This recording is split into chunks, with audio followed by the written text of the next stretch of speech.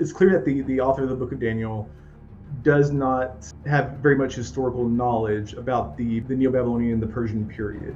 Cyrus the Great conquers Babylon, but Daniel, of course, says it was Darius the Mede who conquered it, and conquered it from Belshazzar, who he claims is the son of Nebuchadnezzar. Those who don't know, Belshazzar is the son of Nabonidus, who is the last king, historically speaking, of the Neo-Babylonian Empire. The ruler named Darius, Darius the Mede, who is not a historical figure. He's not mentioned in any other historical text or even any other biblical text outside of the Book of Daniel. Claims that he is the one who conquered the Neo-Babylonian Empire. But it wasn't the Medes, it was the Persians. And 11 years prior to that, it was the Persians who had conquered the Medes. So historically speaking, it wouldn't even be possible for the Medes to have taken the Neo-Babylonian Empire in 605 because they were no longer an empire. Chapters 7 through 12, we can tell it was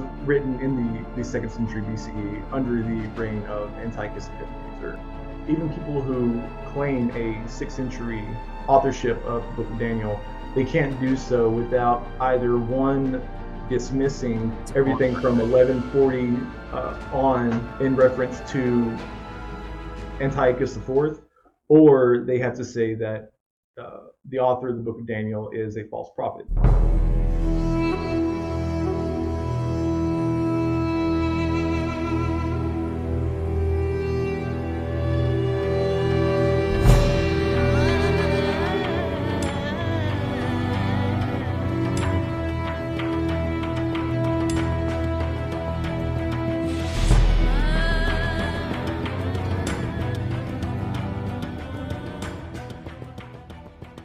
Welcome back to the Gnostic Informant, and you are about to attain true Gnosis. And I'm joined by Dr. Jim Majors, who specializes in Danielic Literature. Is that how you say it? Danielic Literature? Yep. All right. So that's what we're going to talk about too. And we're talking about Daniel. When was it written? When is it claimed to be written? And then some decoding of what the text actually means. So let's start. Yeah, go ahead. So Daniel purports to be written. It presents itself to be written in the 6th century by a character named Daniel, who was taken into exile when the Babylonians conquered Jerusalem, specifically King Nebuchadnezzar II. And so, according to Daniel 1:1, this happened in 605 BCE, or in the 3rd year of Jehoiakim. And well, first of all, we know that there was no siege in 605, and not only that, but Nebuchadnezzar wouldn't have been king yet, just with all the events going on and whatnot. But it extends all the way through to the fall of the Neo-Babylonian Empire by when Cyrus the Great conquers Babylon. But Daniel, of course, says it was Darius the Mede who conquered it, and conquered it from Belshazzar, who he claims is the son of Nebuchadnezzar. Those who don't know, Belshazzar is the son of Nabonidus, who is the last king, historically speaking, of the Neo-Babylonian Empire when it fell to Cyrus the Great. Can I just pause you for 1 second? We need to stop right there and just highlight what you just said, because this is like someone in the 1700s writing about the American Revolution and being like, and getting George Washington mixed up with, like, I don't know, some governor in Canada or something. Right. Like, you're talking about a different part of the world, Media, which is in the north near Armenia, and he's confusing with someone down in the south in Babylon, who is who is an Assyrian, and and they're getting that wrong.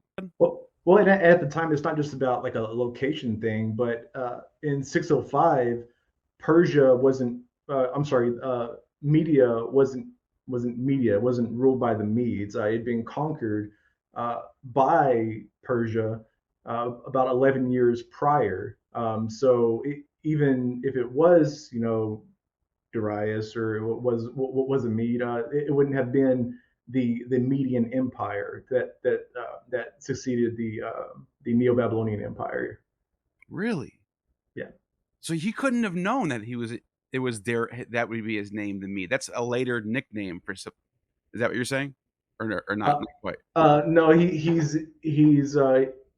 the author of the Book of Daniel presents it as if a the ruler named Darius, Darius the Mede, who's not a historical figure. He's not mentioned in any other historical text or even any other biblical text outside of the Book of Daniel, um, and claims that he is the one who conquered the Neo-Babylonian Empire. Right. But it wasn't the Medes; it was the Persians. And 11 years prior to that, it was the Persians who had conquered the Medes. So historically speaking, it wouldn't even be possible for the Medes to have taken the Neo-Babylonian empire in 605 because Ah, they were no longer an empire.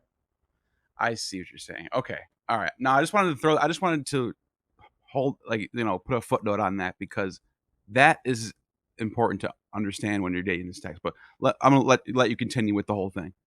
It's clear that the author of the Book of Daniel does not have very much historical knowledge about the Neo-Babylonian, the Persian period. Um, in fact, it's not until it starts talking about the Hellenistic period under about the second century BCE, under the reign of Antiochus IV, that the author even seems to have a real clue, and starts accurately portraying the events as they historically occurred, at least according to the historical texts that we have, and we have them both from the Babylonian side and the Persian side, and the Greek side. So we have multiple attestations that disagree with Daniel as to who conquered the Neo-Babylonian Empire, when they did it, how they did it, uh, who did it. That's crazy.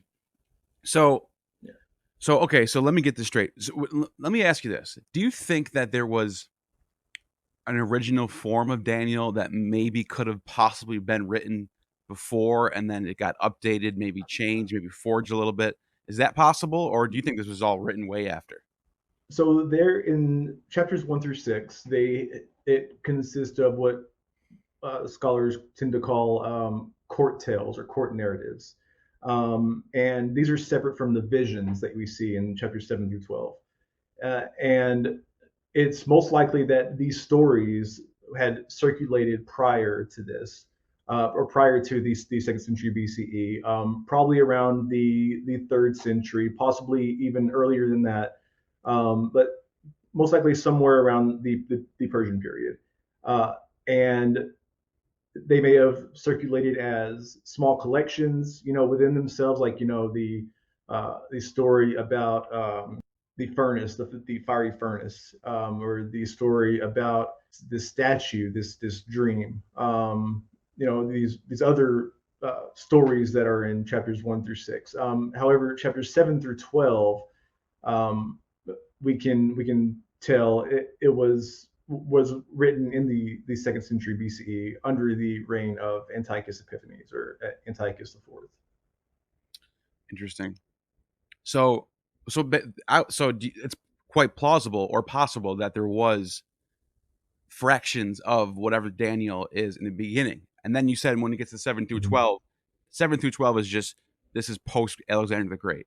Right, right. But these early court tales, whether they circulated individually or as collections, they weren't identified as the Book of Daniel. It wasn't until the second century that the Book of Daniel even became a thing. Interesting. Do you think there wasn't Daniel at all? No, I don't. Just had to ask. I Yeah. mean, what? So does that mean, does that really name really mean judge of God? Daniel. Is that what that means? I've heard someone say that. Yeah, yeah. I mean, Dan, means judge, and El, of course, God. He just happens to be working in the court of, like, the king of the kings, and it Right. seems like a title almost. Well, whenever people uh, like the Neo-Babylonians would conquer a people like like Jerusalem, they would take into exile Like the Assyrians did this before with the northern tribes. They would take the the young from the priestly families, the best looking, the strongest ones, the smartest ones, the ones who had genetic prowess. Like, well, that's probably the wrong word. Who had genetic potential, that it was worth furthering their education. And what they would do is they would take them and they would raise them as their own in their temple, in their courts, teach them their ways, their traditions, and in this way it would assimilate them and it would make it easier to control, in this situation, Jerusalem in the future, because they would have assimilated to a certain degree. And it's not just anybody assimilating, but it's the sons of the priests of the elite people of Jerusalem. That's interesting. I just thought of this because you hear this theory get thrown around a lot that before the Jews were taken over into Babylon and spread across Syria and all that, that in the first temple period, I guess you would call it, they weren't necessarily monotheists, but not necessarily polytheists. They were more of a local theist. Like each area had a local god. Jerusalem had a god. And this is what I hear from people. I don't know what you think, but they say Right. that after they came back, the Zoroastrian monotheism sort of influenced the Second Temple period to be more monotheist. Is that true, or what do you think about that? Yeah, for the most part, I think I agree with that. Yeah, the idea of a monotheistic Judaism is not a pre-exilic uh, thing. In pre-exilic times, the I guess you can call it the Yahwist cults, if not polytheistic, they certainly acknowledge the existence of other gods. They acknowledged a pantheon. However, they assign their god, or Yahweh, the highest position. And Judaism, was in a very short period of time, it developed very quickly. And I don't think it was so much the Zoroastrians that influenced the monotheistic switch, after the exile, after they were permitted to return after Cyrus had conquered Babylon. But I think it was more out of a necessity for the Israelites to establish their own identity, one that didn't depend on someone else. Because for generations, uh, they had been in captivity or been under some sort of foreign influence, to where they weren't purely passing on a purely Judaic influenced religion. So, or set of beliefs, so that whenever they would pass on their beliefs, it was always tainted, whether it was with the Assyrians or with the Babylonians or with the Greeks or with the Romans.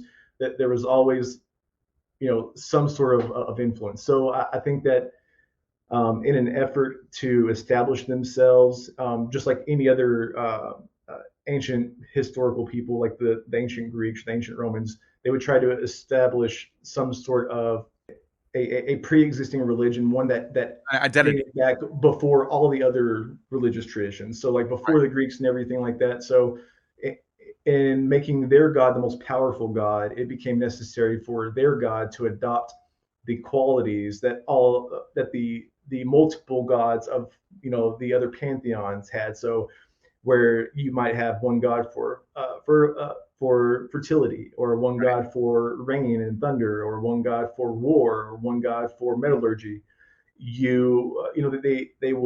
They combined all these gods and said, well, our God is all of these. So in doing so, it became necessary, both both for Yahweh to be a monotheistic God, and for them to make him as such. It became necessary for them to present him as an only God, because once you allow for the existence of other gods that have certain qualities, well, then you're diminishing the power of Yahweh, and it allows for some other foreign god to slip in and take that throne, so to speak, from Yahweh.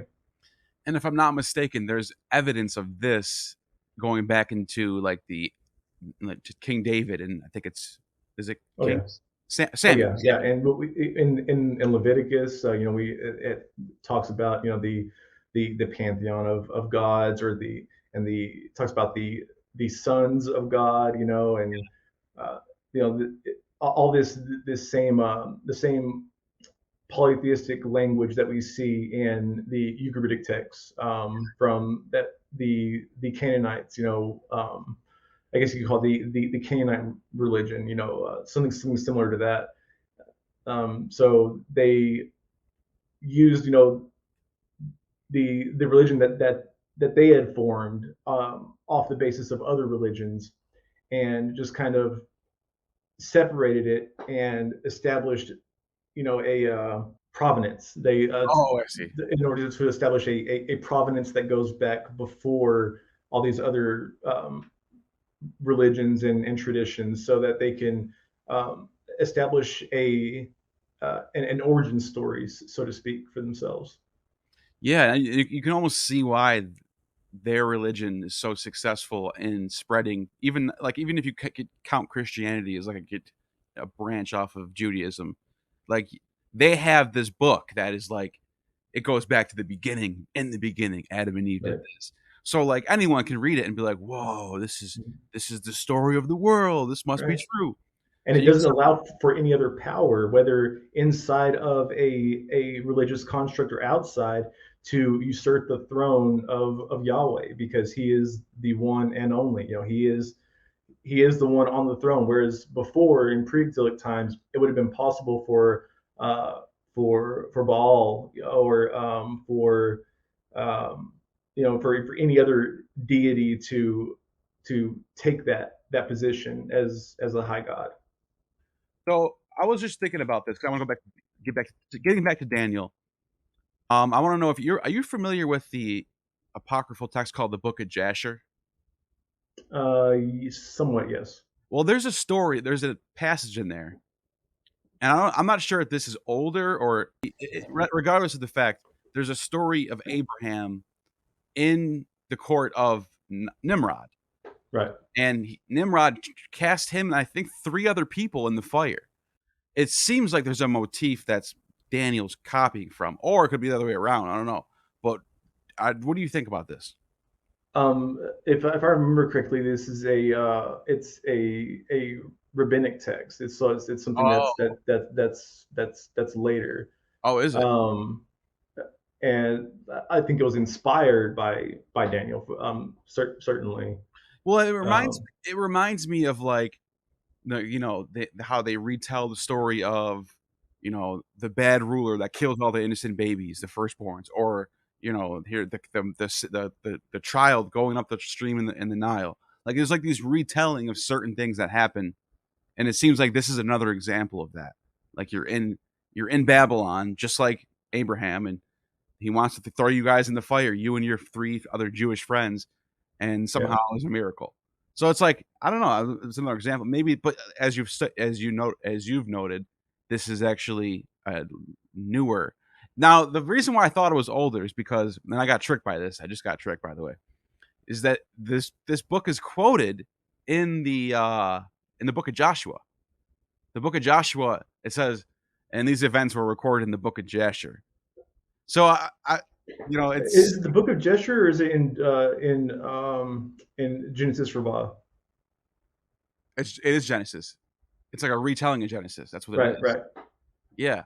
So I don't know how old it is. I don't even know much about it, but who knows? Like it claims to be I think old. it's a later text, Yeah. and there's also a something that's kind of similar. It's another rabbinic text. I believe it's I think it's in like pseudo Philo, maybe like a second century, that talks about uh, Nimrod and Abraham, but they took Abraham. They took him to the furnace. They started the fire and everything, and they started putting bricks and stuff in it and getting it and fought and wood and getting it hot. Yeah, this is the And one. then they threw him into the furnace, and that it burned everybody surrounding it, Yeah. but it didn't burn Abraham. And then you have a story like in Jubilees, where Abraham takes I think it's three of his father's idols, and throws them in the furnace, and burns them. Wow. So yeah, you see how this story means something to them. Like it's some. Or maybe it wasn't a furnace, but it was a fire. Yeah, yeah. Now, with that being said, let's get into oh yeah, and that's the last thing I wanted to ask you is when do you think, based on your research and what you know, all your everything you know, when do you think Daniel was written, and do you think it's a forgery, and why? I think it was written, like most scholars believe. I think it was written somewhere between 175 and 174, 173 BCE. Just because when Daniel finally starts getting the prophecies right, like take chapter 11 for example. When he's finally getting these things right, it's depicting the Maccabean revolts, right? And his predictions all of a sudden at verse 40 in chapter 11 just stop being accurate. He says things like there's going to be another war between North and South, that the king of the North is going to pitch his tent between the sea and the beautiful holy mountain, so somewhere between the Mediterranean and Mount Zion, and that he will meet his fate with nobody to help him, and that's in 1145, and none of that is accurate. We know that he died in 164, but he died in Persia, not between the Mediterranean and Zion. So even people who claim a 6th century authorship of the Book of Daniel, they can't do so without either one dismissing That's a core. everything from 1140 on as being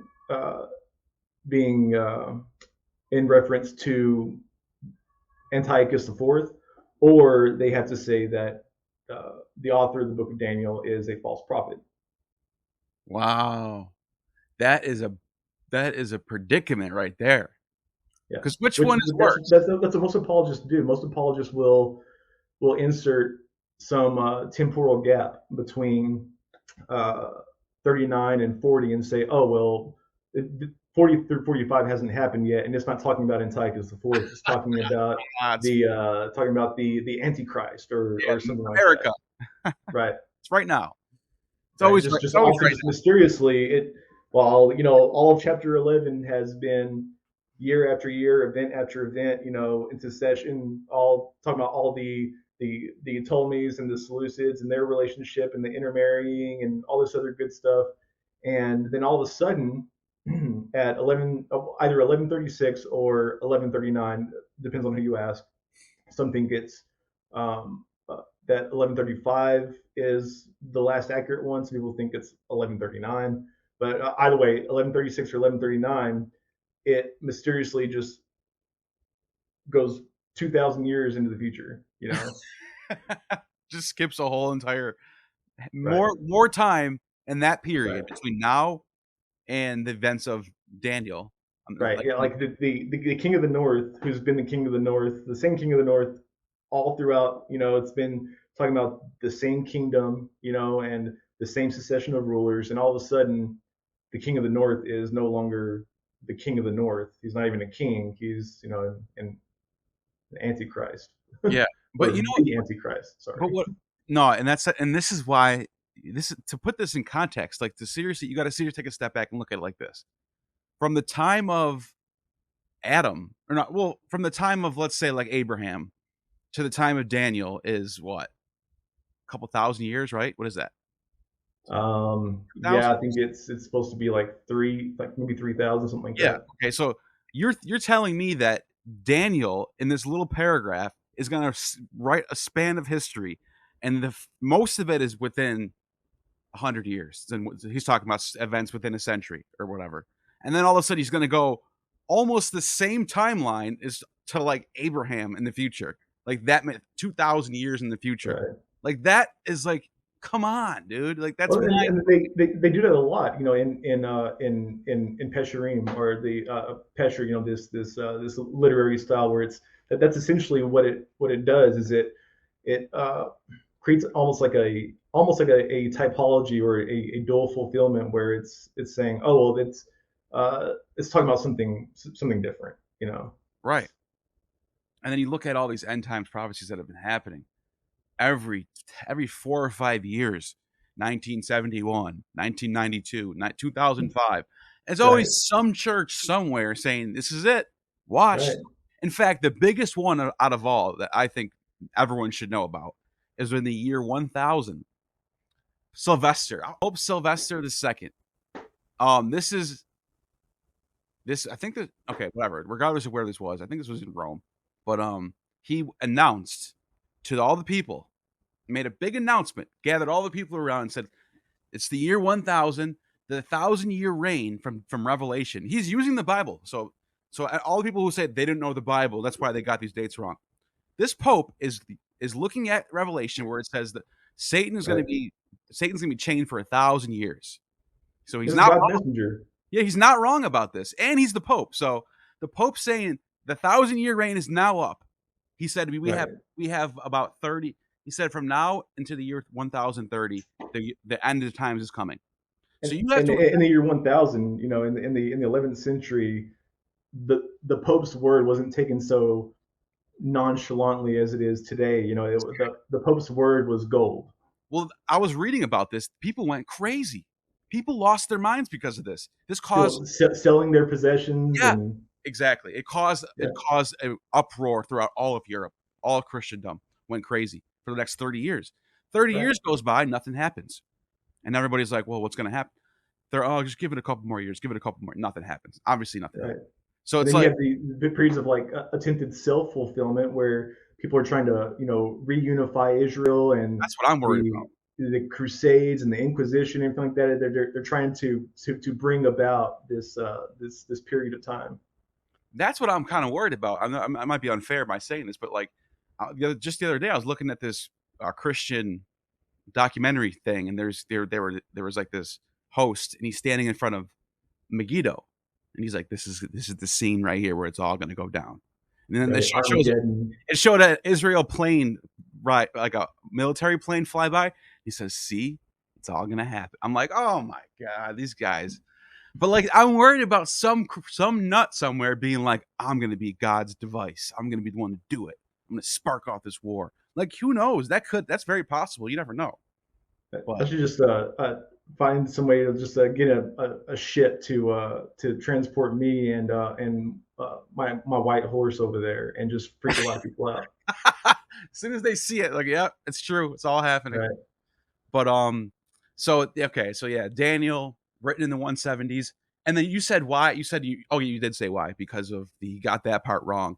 Now, what does he get? He gets all the stuff right. That's like, what does he get right? Is it the big things like the Diadochi Wars that everyone knows about? He can just pull up Diodorus Siculus and read that and get all that. That's all common knowledge, right?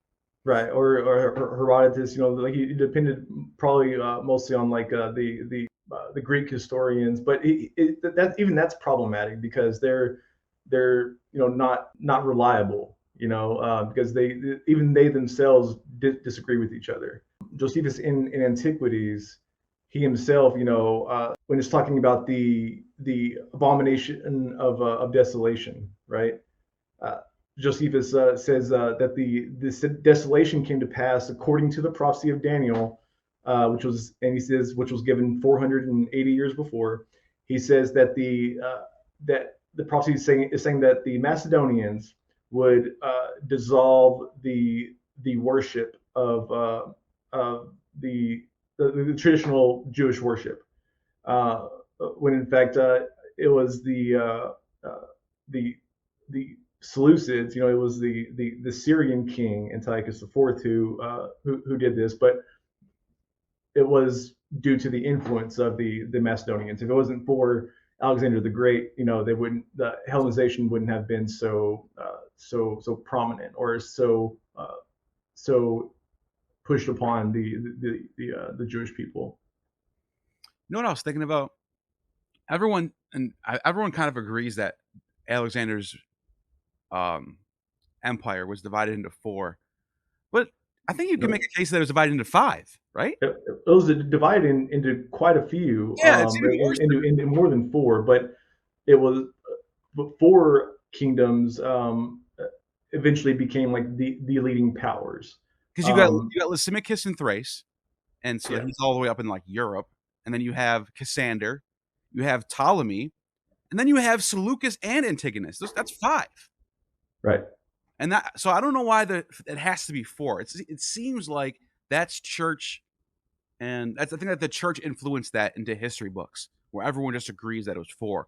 But it really, I mean, what do you think? Am I mistaken here? Well, so whenever it's talking about the four kingdoms, you know, whenever he falls, you know, he's the text claims that it was split up into four, and that helps because the author of Daniel, he's using this four kingdom trope, Right. that was borrowed, right? And so, you know, originally it was talking about, you know, the Assyrians and the Babylonians and you know, so on and so forth. Um, well, it was the Assyrians, the Medes, the Persians, and then the Greeks, and so Daniel's borrowing Yeah. this four kingdom trope, and so it's four is kind of like the magic number there, and so if he can make Alexander's kingdom into four, you know, that's a little bit easier to to deal with, so to speak. Yeah. Okay. Makes sense. So let's get into what exactly Daniel's talking about when he talks about all this imagery and these dreams that he's having. Um, so it starts off in 7, if I'm not mistaken, and there's this, what is it, 4 beasts or 3 beasts? And the horned goat, or what is it, like a goat? Or he has like 2 horns, or The goat and the ram. yeah, that's what I'm getting at. Okay, so what does this say he's talking about? Okay, so this kind of goes back to the four kingdom trope. Okay, so you have the Babylonians, the Medes, the Persians, and the Greeks. So if you go to like Daniel 7 in 7:8, it talks about this little horn that rises up amongst the other horns. It's in Daniel 7 and Daniel 8. So the little horns in Daniel 7 and Daniel 8 are Antiochus IV, right? Okay. So I'm sorry. What was the question again? Well, that's what I was at. You were answering it. I'm asking, what is he saying all these people are, or what is the decoding of all this imagery? What does it all mean? Like, why is it like it? Oh, okay, Yeah. gotcha. So the different beasts. So let's go to chapter 8. In chapter 8, it talks about the ram, right, with the two horns, Media and Persia. Then it talks about the male goat, who is Greece, and uh, most likely it's referring to like King Philip. And then it says between his eyes, the is a broken horn, right? And this is Alexander, Alexander the Great. Um, and you know he rises into power, and it says that that the kingdom will divide into four, but not to his posterity. So you have the daughter of the king of the south, Ptolemy, they who goes to the king of the north, Seleucus or Antiochus, and like this is all in the early parts of chapter 11 as well when it starts talking about this. So yeah. So is there a reason why he's using these specific animals, or is it just random? Is there a specific reason why one has two horns, the other one has one horn? Is there anything behind that, or is that just? I mean, there's a lot of imagery, right? This is kind of the apocalyptic uh, nature of the text. So it's kind of a hidden and then revealed, not prophecy, but a hidden and it's a revelation is what it is essentially. The reader, whenever the reader is reading this and they're reading about the goat and the ram. Well, they're reading it, after the fact. And so for them, it's easy to put into place, who is what and where and when, and everything just falls into place and it makes so much sense. But imagine just like reading that text and then thinking about, like, wow, these poor people who were reading this like before it happened, they had no clue what was going to happen. Like it was hidden. It wasn't revealed to them yet. But then it's like, then it's so specific on some things that you almost have to say everything. You almost have to go with the predetermination philosophy on the world, because everyone who can read this can now affect the future because they know what's going to happen. You would think someone would know and be like, I can stop this somehow. There's going to be four. No, let's not go along with the plan of these weirdos. Let's change this. Why would they? It seems like they're going along. You have to at least go along with it at some point if you know about this, right? Yeah. Well, I mean, and the animal imagery, it's also, a like in like traditional and ancient Near Eastern text. There's always you know uh, like a personification of a country or a ruler or a kingdom or an army, and they're just they're portrayed as a certain animal. So I don't know that if Alexander was a is he the he goat, if I'm not mistaken, in Daniel? well, that's Greece or the Macedonians. Okay, so that's just the Right, nation in general. Well, the reason why right. I'm But asking then that, the horn that breaks is Alexander. well, that's funny that they did that, because I think I could be, I think I might be able to try to guess why they would do that, because the Alexander was known to be the son of Ammon or Zeus or Baal or whatever, Right, the archetypal father god or or whatever. Apollo or whatever. Yeah, Yeah, whoever it is. But not only that, I think for some reason he's more like, I don't know if you read the Greek Alexander romance, but they really connect. They really specify him being son of Ammon more than anything else. And I think the right, reason why is because on the coins that were in transition throughout the whole world, from India to like Spain, I think this coin was in transition from. It's a depiction of Alexander with horns on his head. So I want, and I think the reason why is because Ammon was the goat god of Egypt. He right, built the city of Alexandria, and Egypt, like, he was real entrenched in Egypt. He basically transforms Egypt into a Greek empire, the Ptolemaic Empire, which was like his brother basically, Ptolemy one. They both were going to school learning from Aristotle. It's from, I'm not sure if this is true, but this is what's written about. But yeah, so that's my guess on why they would choose to use that imagery, is like that's Alexander, the horned, the goat, that make it, and then make Greece into that as well. I don't know what you think about yeah. that. Well, and whenever you're looking at the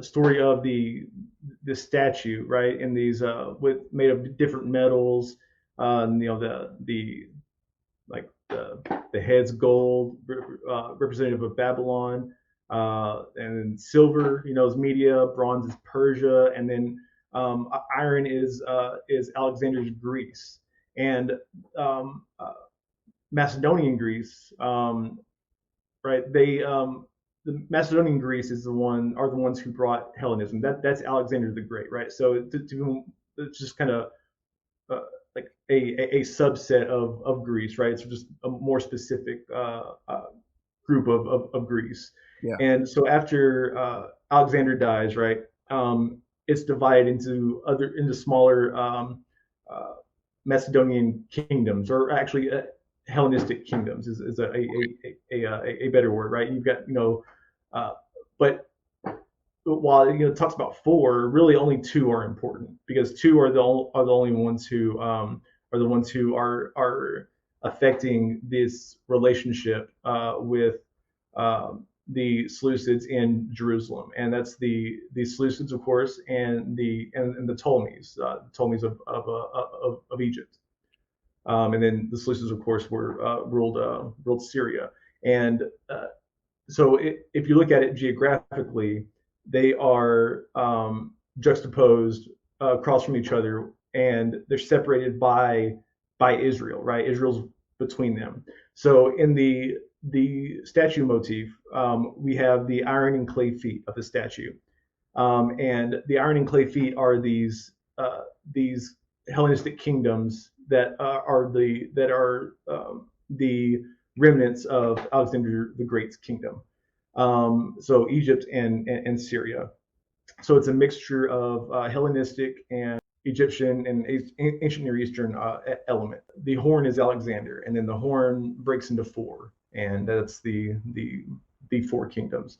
But really, it's just the two kingdoms that are really important: the Ptolemies and the Seleucids.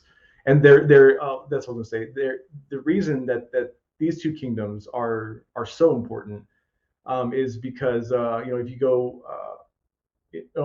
look at it at the dates, about 198 BCE, the Syrians, or the Seleucids, defeated the Ptolemies, or Egypt, and they didn't only conquer Egypt, they also conquered Israel, right? Right. So the Syrian king Antiochus III at the time, he comes to Jerusalem, and he's welcomed, and because he allows the Jews to kind of do their own thing, much like Cyrus did. He's pretty easygoing. He's much like the Persians. But in 190, 8 years later, the Syrians are defeated in battle by the Romans at the Battle of Magnesia. And the Syrian government, even though they're allowed to maintain rule of Jerusalem, they are now under the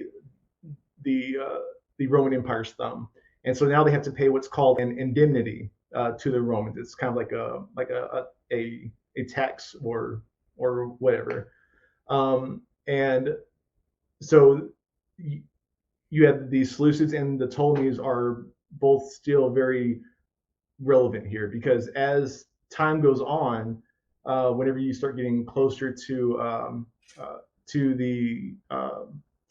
the time of Antiochus, you have intermarrying between the Ptolemies and the Seleucids, and of course the Seleucids are always relevant because Antiochus is ruling over them. So Yeah. let me ask you this then, because you're getting into Antiochus and all these wars and all this crazy stuff happening to Israel being kind of a buffer state now between these two world empires, and you're making some good points. But it's making me think of Maccabees. Do you think this is written around this? Is this written by the same people that wrote Maccabees? Maybe. No, I don't think so. I think that the Maccabees were written by somebody else. They were probably supporters of the Maccabean revolt, and what they were doing to regain Jerusalem from the Assyrians and from the Romans. They're trying to gain back their independence, or independent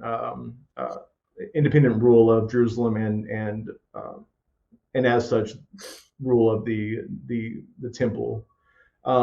So whenever so after this battle, Antiochus III is killed, and he's replaced by Antiochus IV.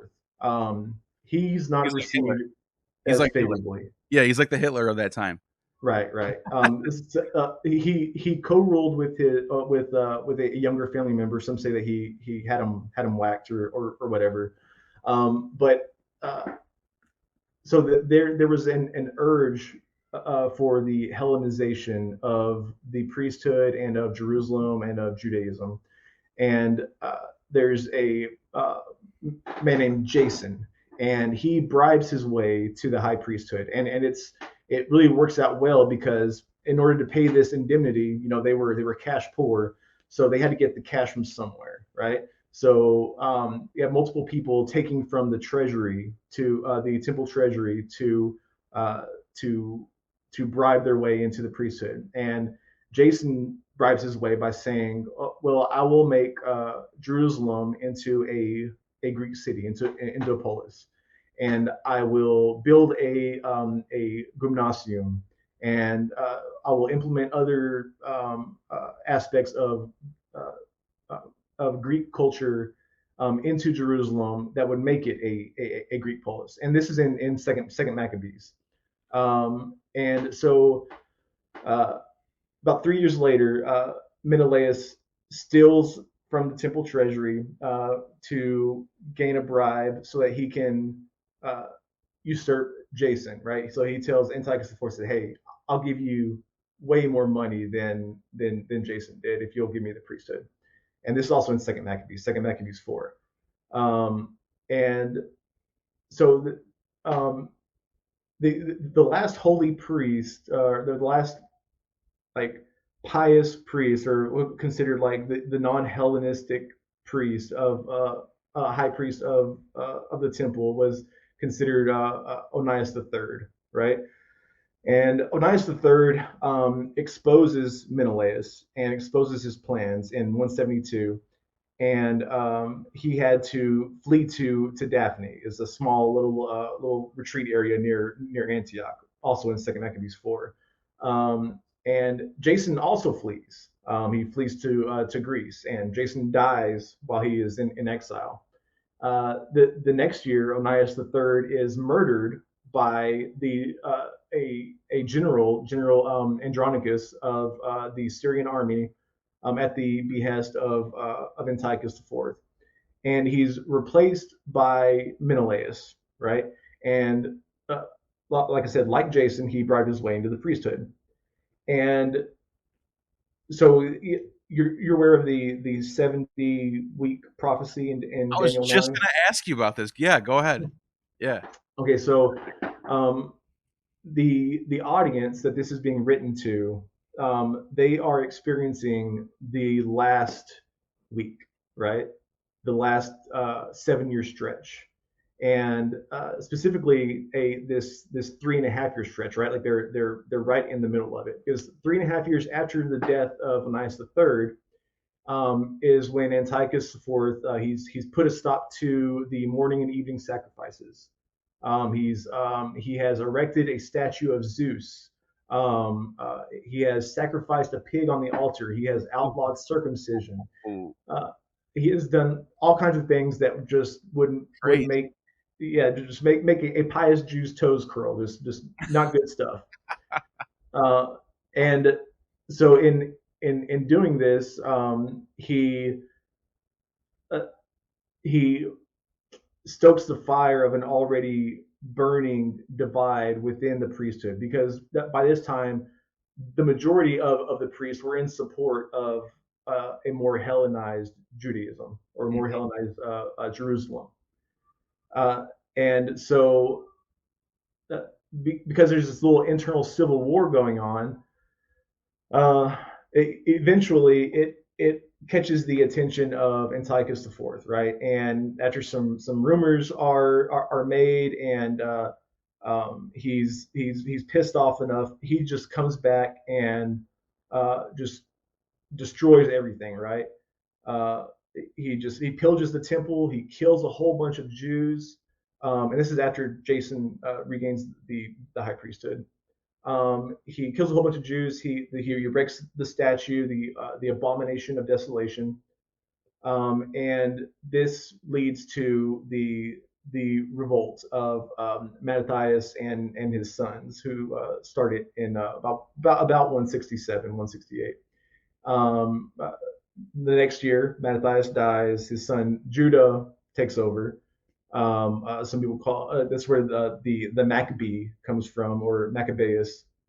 Judah Maccabees, and they actually, through guerrilla warfare, they defeat the Syrians in a series of battles.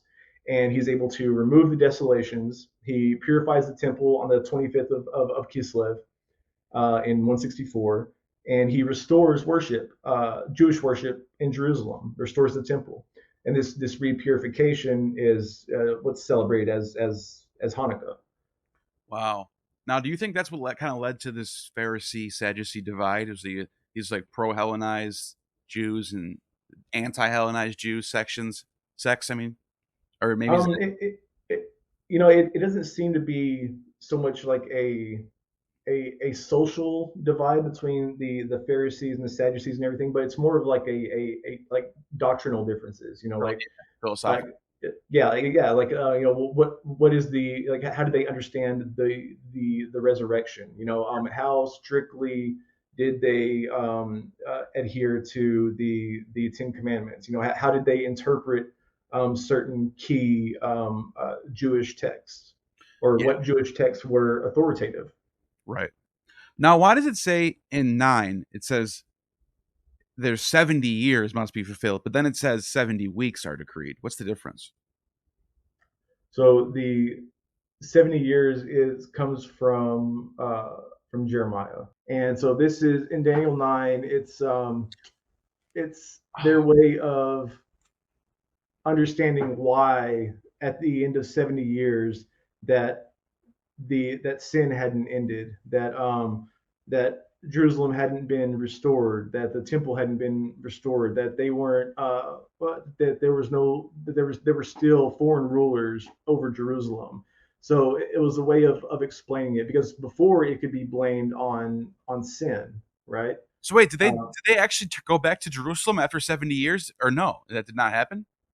well, so whenever Cyrus conquered the Neo-Babylonian Empire, he allowed Jews to go back, but it wasn't in just like 1 year. It was over like it was just decades. There's a trickle of Right. Jews, going back. As a matter of fact, a lot of Jews just stayed. Yeah. Um, if you read, Maccabees, and you read some other Jewish texts, it talks about like Ezra and so on. It talks about Jews who were establishing a life there, and they were successful and they were happy, and they were encouraged to stay there and to build Jewish communities in what was known as exile. Wow, that's fascinating. And Yeah, so but it wasn't 70 years. No. yeah, so that's fun. That's interesting. That makes sense then. So then the 70 years are decreed for the holy city. Their transgression will stop and sin will end. And now what is this? Is that what are they referring to here? That's later on. It's in the same chapter. Right. So whenever the angel appears to Daniel, it's basically the angel saying, hey, I hear your prayer. Like I know that you're worried about it. Like you're wondering why your suffering's still going on, and it's just it's not because of sin. Like you didn't do anything wrong this time. It's because of a misunderstanding. It's not 70 years. It's 70 weeks of years. So it's 77s or 490 years.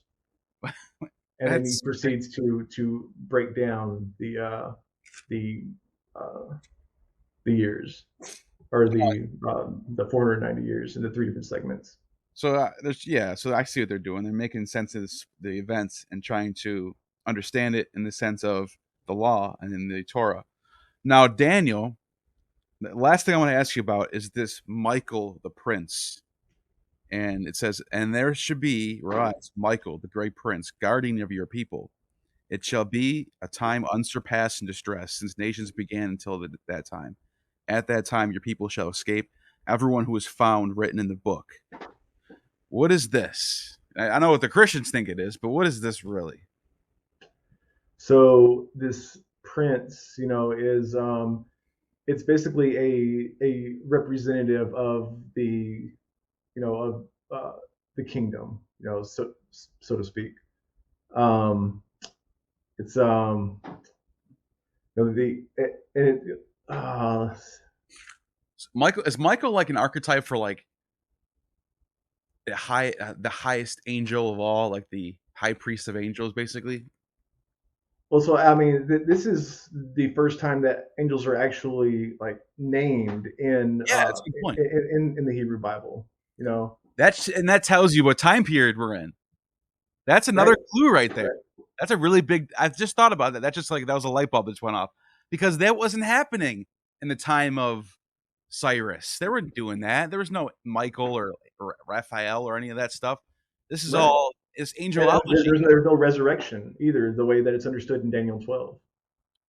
Yeah, it almost sounds like a Christian text in a way, but not that it is. But what the reason why I say that is because we're getting closer toward the Christian era, and the terminologies are already starting to come out there. The Right. But Yeah, you have Michael, you know, the angel Michael, you know, the prince. He's basically the champion of the Jews. You know, like the David, you know, of the Jews. He's their representative. You know, he's going to go and he's going to do battle. He's going to stand between, you know, he's the middleman between them and God, and he's going to defeat Satan. You know, which is also, you know, a later development to this personified evil entity. But it says that, you know, whenever Antiochus dies, you know, in chapter 12, that Michael the great prince is going to arise, you know, and it says a time of anguish, chariots from heaven, angelic armies, so on and so forth. Um, and uh, oh, and that help was going to come from Michael the angel, and supposedly the angel army. So in other words, it was a way of saying like there's no way that you're going to lose. Like it's not, you know, men fighting men. You know, these are heavenly forces. These are the angel armies who are coming to do battle. you know, what's funny about that is like Michael. He almost seems like a Judaized version of the god Mars, but it's like they call Judaism is known as a monotheistic religion, but is it really though? Is any religion monotheistic really? Because they're really like we call God, like we use that word God. There's only one God, it's Yahweh. Okay, well, what is Satan? What is Michael? Well, they're not gods; those are angels. Okay, are they Right? people? No. Okay, are Divine entities. they're divine entities that are eternal. They can't die. They can teleport. They can. So what does the word God even mean? Then it's not. What's the difference? Oh, you have a sovereign creator. Okay, I guess there's one of those. But like, is it really monotheistic in like a pure sense? No, I don't think any religion is. I think only deism can claim that. If you like some form of deism where it's like the universe is the creator, the Right. deity. That's the only one that can claim that's not even a religion. That's just like a philosophy that came around in the 19th and the 18th century. So it's like there is no religion that's really monotheistic. But then would you? I mean, like, you know, like the religions that have like pantheons and things like that. You know, I mean, it's kind of like saying, you know, you have demons, you know, and you have spirits, and you have, you know, wisps or what have you, and then you have gods, you know, who actually hold seats on the pantheon. So I think, like, I guess in this context, I mean, and I agree with you. Like, monotheism only exists in inside of its own structure. You know, like once you open that box and you expose it to everything else, you know, you can no longer, you know, say that it's monotheistic. You know, because they are it's having to actively deny these other gods that are claimed to exist. You know, and that are ontologically just as important to these other, you know, religious structures. So Well, yeah. that's why I prefaced that with saying he's like a Judaized version of the god Mars because look at Mars. Mars isn't a creator. He doesn't have the power like the like Saturn or Uranus or Zeus. They're Mm-hmm. always on the throne. He's subservient to those gods. So he's Right. not like it's not he's not that like I guess he is important, but whatever. The reason why I Well, said in this sense, to Daniel, you know, these angels, you know, Michael, um, they are patron angels, of like Greece or Persia, so that there is still a war against the Gentiles and a war against this divine, opposition. So Michael, is kind of like being delegated as a representative. Gabriel is a representative. Persia or of Greece. It says Gabriel comes to him and he says that because of your words I've come, but the prince of the kingdom of Persia opposed me for 21 days. Uh, so Michael, another chief prince, came down and helped, and I left him there with the prince of the kingdom of Persia. And then he talks about him having to return to fight against the prince of Persia. And then when he saying that when he's through with him, that he's going to fight the prince of Greece. Um, and yeah, it's just so there's still a Jewish Gentile, but not only a distinction, but kind of a kind of a polemic against the Gentiles still. So it's not just we're just going to leave everything as it is, like everything's going to be good. It's like no, you're still going to get your promised victory. Like this isn't just uh, a uh, a surrender of Right. the ruling Gentile forces, but it's going to be a a true defeat, a true conquest of the Gentiles, and it's going to be through divine means. And it's becomes more obvious that the dating that you are subscribed to and other scholars subscribe to is correct, because look how close we are now to what's written in the Dead Sea Scrolls. Like when it talks about the fleets of the Shittim are going to come and we're going to go to war and we're going to win and the angels are going to fight and our angels are going to win. There's going to be a war in heaven. It's like, what scroll is that? That's the war scroll. Well, Mhm. this is not too far off from what Daniel's talking about right here. Yeah, It's well, always the Daniel talks about the ships of Kittim coming in Daniel 11. so there. That's just makes it so obvious. Like, was that even a thing in the time of Cyrus? Were they even there? Wasn't it the Oh Etruscans yeah, back then? Oh, oh okay. yeah, yeah, for sure. They were like I said, they were defeated by the Romans, and even though the Romans, they technically ruled Jerusalem, but they allowed Syria to stay on as sort of like a client rule. Right. What I'm asking is like the Shittim was that what did people call the Italian peninsula? That's what they called them back in the time of Cyrus, going back that far, or is Um, this? no, no, oh no, not in the time of Cyrus. I mean, they weren't even. It wasn't even. It was like the Etruscans back Yeah, then. yeah, it wasn't even a thing. It wasn't until the second century. But So to that's what the I'm saying. to the audience, to the readers, they just see it as a prophecy, something Right. that a sixth century reader wouldn't understand. Exactly. Which is like, which okay. So then you have to, like you said, you're back into a corner as an apologist. Either Right. he's a false prophet or this is written later. Right. But So then either you get to say, "Wow, he's such a great prophet! Like he's getting all these things right." Like well, you can say that, but then you at some point you have to say, "Except for here. From here, it just goes downhill." right, and then the final kicker, I think, is like for you to name countries certain names that they haven't been named yet. You're basically saying there is no free will anymore. It's just everything's just going to be predetermined. And I'm going to tell you this. I'm going to tell you exactly what's going to happen. Predetermination is real. There's no more free will. And then you're in a whole nother can of worms. But that's like a whole nother, that's philosophy, right? That we're getting philosophical on that end. But you understand what I'm saying? Like, it's so spot on and with the future stuff that you have to end up saying this is anybody can read this and this would directly affect the outcome. Right. So Well, and until you read it and it's no longer applicable, Like where like people were understanding that the kingdom of God was to come after the fall of the Greeks. Well, when the Greeks fell, and it didn't happen, the kingdom of God didn't come, but the Roman rule just kept spreading. The Roman Empire kept spreading.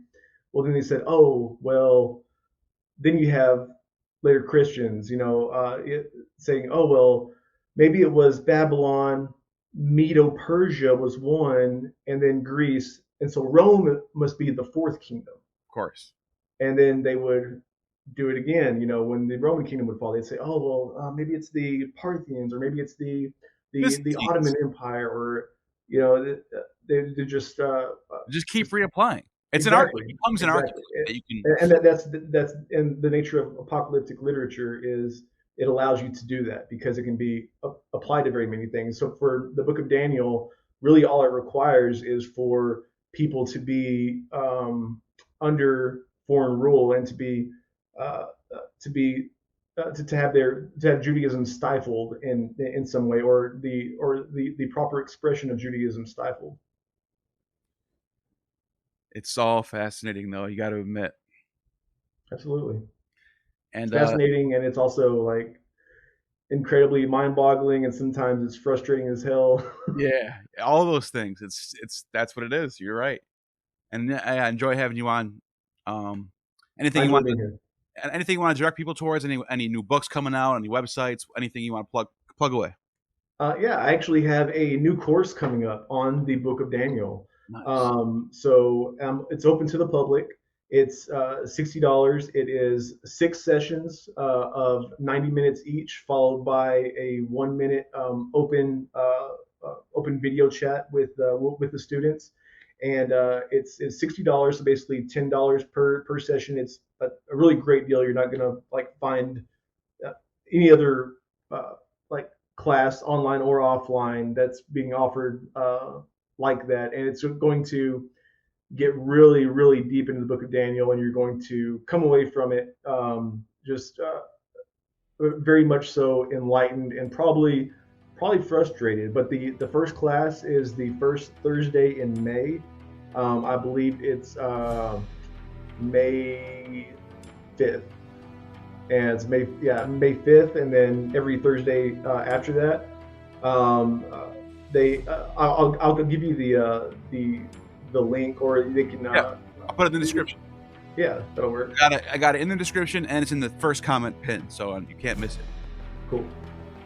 And like I always say, you have just attained true gnosis. You have just attained true gnosis. The demiurge has no power over you.